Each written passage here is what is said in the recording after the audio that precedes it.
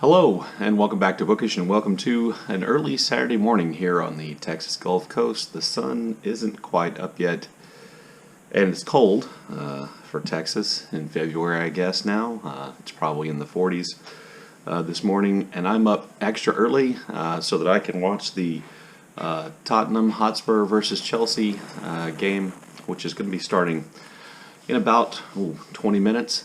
So against my better judgment, I'm going to watch the game, which usually leads to bad things for my team, and my team is Tottenham, by the way.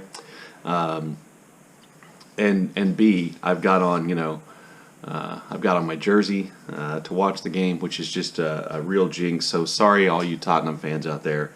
If I jinx the game today, today's game's really important. If Tottenham beats Chelsea, they will move into fourth place in the Premier League, and this would put them in position to qualify for the Champions League, which would be a big deal because Tottenham went to the Champions League championship game last year and lost to Liverpool, much to my future son-in-law's delight, because he's a Liverpool fan, and much to my daughter and I's disappointment because we're Tottenham fans. Anyway, on to book-related stuff. I wanted to start off today by just doing two really quick book reviews.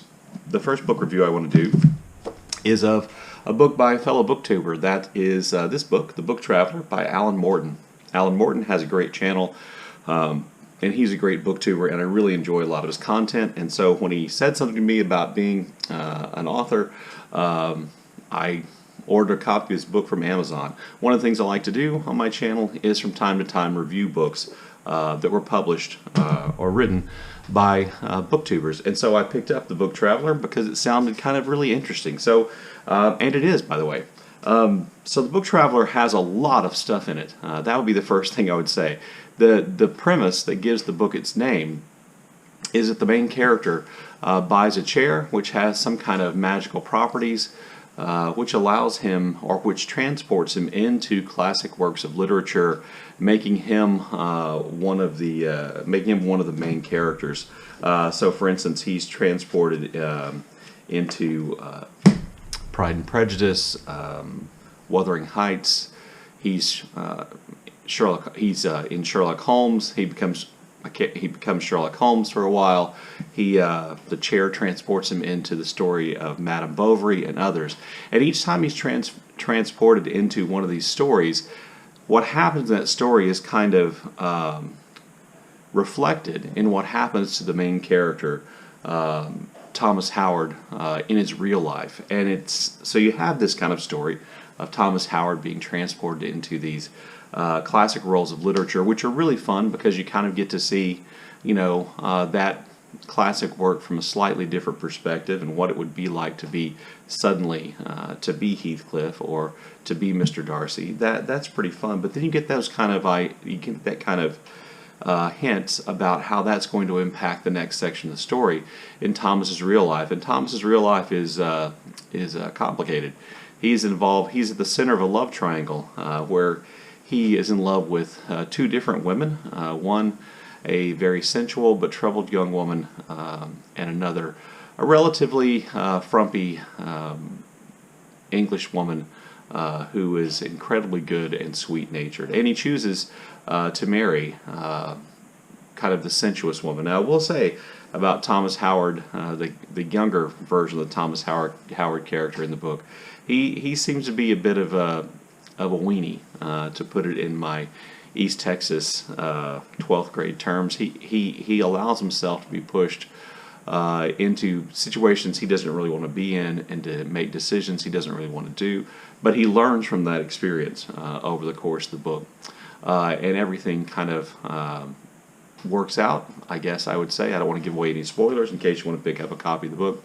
And then on top of that, there is the story of a love triangle involving Thomas Howard's dog, which his dog ends up being a little bit more disappointed than Thomas. Anyway, it was a fun read. I really enjoyed it because you get some, because A, the story was fun, and B, it gave me some insight into Alan and what a creative thinker he was. So it was a fun read. I will say that some of the scenes involving Thomas Howard and his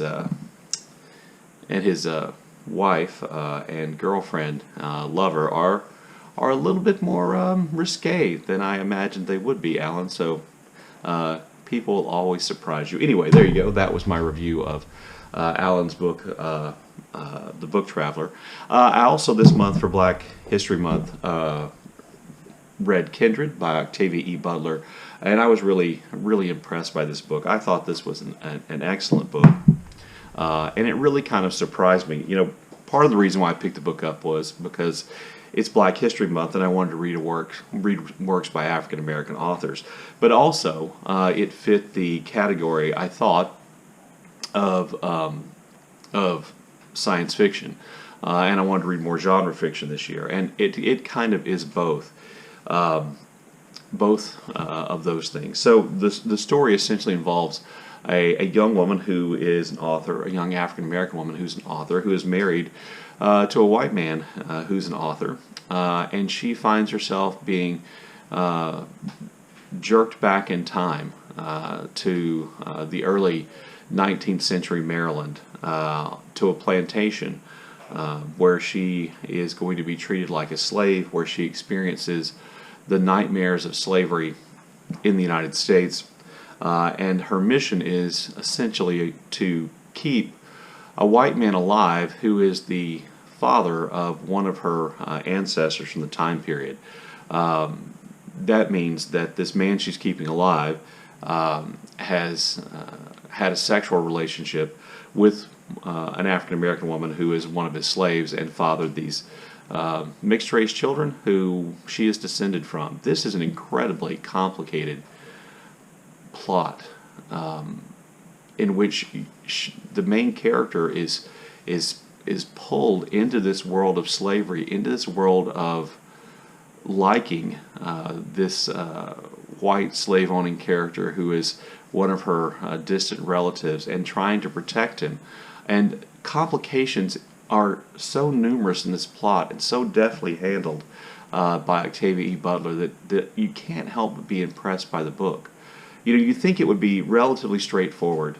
Straightforward as a story about a woman being pulled back into the past, into the slave-owning past of the American South, or an African-American woman experiencing that.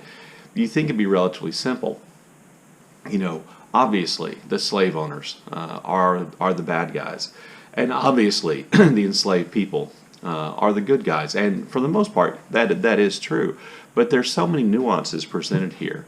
You know, the main character's feelings for this white man who is her distant ancestor are far more complex than they may seem. She sees good in him even though he does evil. She has a responsibility to protect him, because every time she's drawn back into the past, it's because this man, her ancestor, is in danger of dying, and she has to save him over and over again. And he comes to depend on her, and she comes to like him despite everything.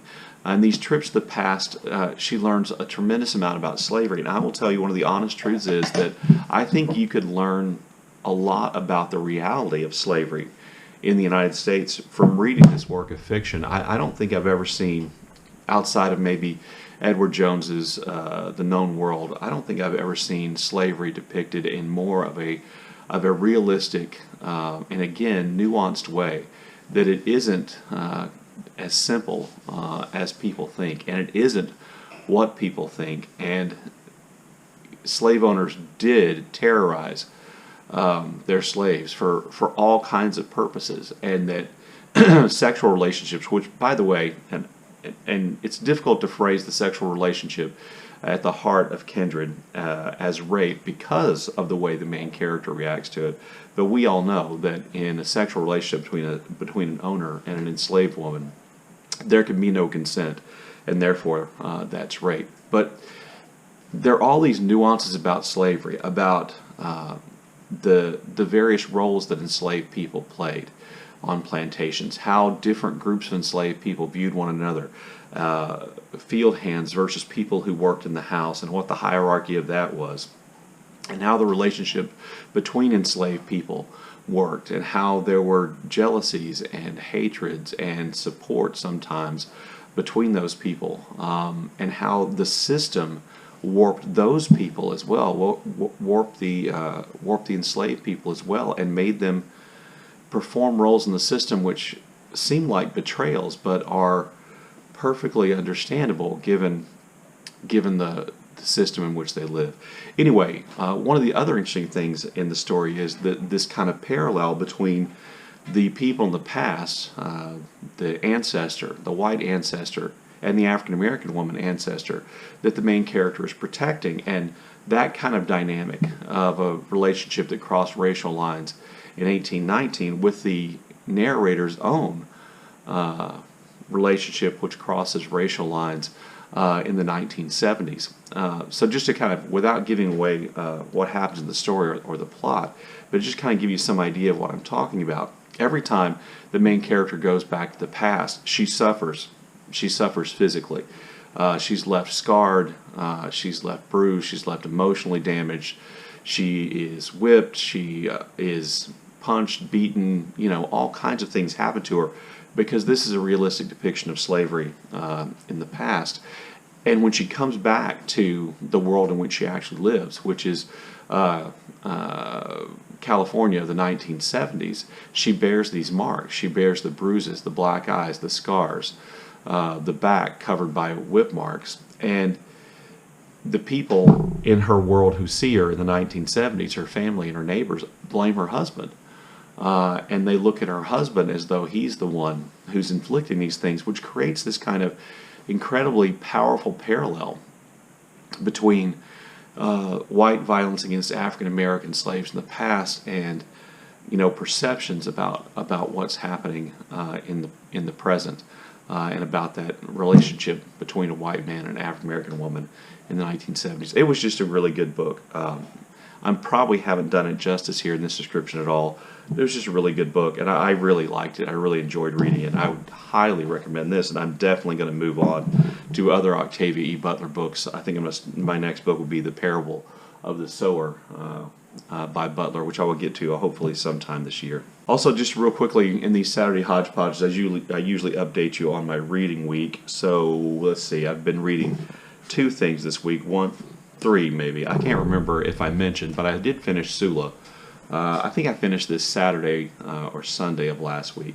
This is a part of the Toni Morrison read-along, being hosted more or less by Hannah of Hannah's Books, and there's a huge Voxer group, and we're reading one of Morrison's works of fiction each month until we have completed her entire oeuvre of works, and Sula was this month, and I really enjoyed it. I don't think Sula's quite as impressive as The Bluest Eye, which was Morrison's first book, but it is funnier. It is so different from The Bluest Eye that, again, I can't help but be impressed by Morrison's range and skill and talent as a writer. So I finished that. Also, my BookTube prize reading this week, I read The Collected Schizophrenias by Esme Weijun Wang, which I did finish, and of course I can't talk about, but that was the 3rd book in my BookTube prize reading. I started my buddy read with Sean of James Baldwin's Another Country, and just completely, wow. If you haven't seen Sean's video about his Friday reads, where he expresses his admiration of this book, I have to agree with Sean. This may be the greatest work of American literature I've ever read. Those first 90 pages are my goodness. And like Sean said, and like I said, it is American. It is the American history of race and it's just, I can't even express it. You have to read James Baldwin if you haven't. This is just a great read, and we are on our 2nd section, so I'm not quite finished with the reading of the 2nd section, and I'll get to that this morning, probably right after Tottenham goes behind to Chelsea. I'll turn the TV off, and I will pick up James Baldwin and finish my reading. But my goodness, it is just great, and I am just continue to be staggered by Baldwin's talent and anger at myself for waiting until this point in my life to pick up James Baldwin. Okay, so also this week On Saturday of next week, I will be posting, I guess I'll post 2 videos. No, wait, on Friday of next week, the 28th, I'll post my video in which I discuss the story Redheaded Baby by Langston Hughes. That's part of my short story project to read, a short story and do a video about a short story each month this year. This month I did 2. Last week I did Sweat by Zora Neale Hurston, and next week on Friday the 28th I will be doing Redheaded Baby by Langston Hughes. I'll try to remember to leave a link to the to a PDF file available online below, so if you want to read that and join in the discussion of that story on Friday, that'll be there. So I'm going to do that. I'm going to be reading James Baldwin this week, and I'm also going to pick up my 4th BookTube Prize reading, which is In the Dream House by Carmen Maria Machado, and I will get to that this week too. Kind of wedge my reading of that around my reading of James Baldwin. One of the great things about the BookTube Prize judging that I found, and this is just the first round I've ever judged, is that it's actually making me a more disciplined reader in the sense that I'm reading more for the, and I have these deadlines I have to meet, and it's helping me to stay on schedule and to prioritize my reading more. So that's been a really good thing. Let's see. Also, I promised in this video I would give my answer to the 2 Lies and a Truth video, which I posted on Thursday. That video was a response to a tag created by Alan from Big Hard Books and Classics, and he created it in response to a video done by Hannah at Hannah's Books, in which she kind of started us off with 2 Lies and a Truth about her life. Alan's done it, Marc Nash has done it, and on Thursday I posted mine, and I promised I would leave the answer to which one of my 3 stories was the truth, and then which 2 were the lies. So I told 3 stories. One about a near miss with becoming the president or an officer in a far left political organization when I was in college. The second about me wrestling a bear in a bar in kind of a drunken haze when I was in college. And the third about me streaking across college campus and getting in trouble there. If you want to go watch the video, if you haven't seen the video, you want to go watch the video on the stories, you can go back right at this point before I reveal the answer to which one of those was the truth. So the truth is story number 1. That story about me almost becoming the president of Axel, Students for a Unified Left, on accident, and my friend Shove more or less betraying me by putting my name on his piece of paper, increasing my odds of my name being drawn from a hat and becoming the president of Axel. That's the true story. The other 2 stories did not happen to me, but I do know the people those 2 stories happened to, and it's actually the same person. A person who I knew in college, and of course who I lost touch with because, well, eventually we all grow up. So the other thing I want to do in this video is just a shout out, kind of one group shout out about something that's going on BookTube among a large group of booktubers, not all of whom I've seen their videos for, but that is to shout out the Ulysses read-along group that is being led and was kind of, I think, organized at the behest of Marc Nash in a request to Alan at Big Hard Books and Classics that he kind of read Ulysses with him. This is Mark's first time to read Ulysses, and Roz from Scallydandling about the books has joined in, and Noah from Everyone Who Reads Must Converse has joined in, and there are some other booktubers in there as well. So last week I posed that question about, are you an experienced reader or an analytical reader, and that led to some fairly heated debate, particularly about how to approach and read Ulysses, which involved me and Alan, who is, a friend of mine here on BookTube, and Noah as well. And we did good not to try to pull in more people because that argument did become somewhat heated, and we eventually came to an understanding of what each of us was talking about, which was great, and we moved on. But I think that is a great example, that reading group of Ulysses is a great example of how great BookTube can be. Here are people living, in different countries and with different experiences of James Joyce, different experiences of Ulysses, who've gotten together and created a Voxer group and are reading Ulysses, and they've begun posting their reactions to different sections of Ulysses. So I'll leave a link to their videos, some of their videos down below, and I think the way I think their videos do a great job of kind of a much better job than I did of kind of talking about that kind of balance between the experience type of reading and the analysis type of reading. Mark's posted his first video. I believe Roz has posted 2. Noah's posted a couple. Alan is going, episode by episode.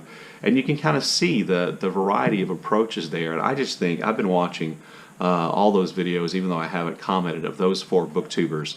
And I've just been really just impressed. Ulysses is a book that I love, that has meant a lot to me as a reader, and so I'm enjoying watching those videos, watching the people reading it for the first time, who are delighted and enjoying it, and watching the sage Alan, who's read it several times and studied and written about Joyce, and studied Joyce in Ireland.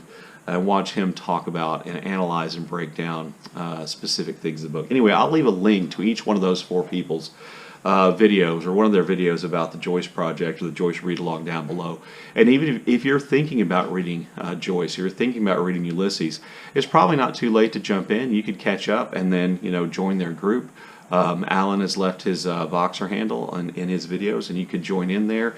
And even if you just aren't going to join in, but you've ever thought about reading Ulysses, you should watch some of these videos, because I think it will make you feel like you can, in fact, read Ulysses, and it should make you want to. Anyway, there you go. There's my Saturday hodgepodge for this week. Kind of a long one. Maybe I'm delaying going to watch the Tottenham-Chelsea game for fear that Tottenham will lay an egg here this season, but I had a really good week in reading. Look forward to your comments in the comment section below, and as always, thank you for watching.